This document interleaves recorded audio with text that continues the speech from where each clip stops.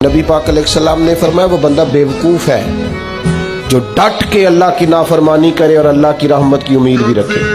ये तो बेवकूफ़ आदमी की अलामत कि ना सुन्नत पे अमल किया जाए, ना शरीयत पे अमल किया जाए, ना नमाज की पाबंदी की जाए, ना हलाल हराम की तमीज़ की जाए और डट के कहा जाए कि अल्लाह बड़ा मेहरबान है माफ़ कर देगा। डट के कहा जाए कि दोज़ख में मैं तो क्या मेरा साया ना जाएगा। ये भी फासिद नजरिया है, फासिद। नबी पाक बड़े मेहरबान, बड़े मेहरबान, बड़े मेहरबान।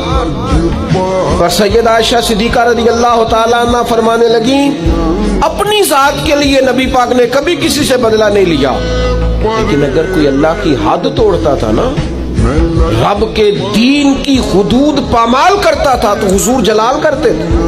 नबी पाक अलैहिस्सलाम तो नाराज हो जाते अगर अल्लाह की हद तोड़ी जाती, और यहाँ ढटाई के साथ, दलेरी के साथ आप हुदूदुल्लाह पामाल करें। ये फासिद नजरियात है।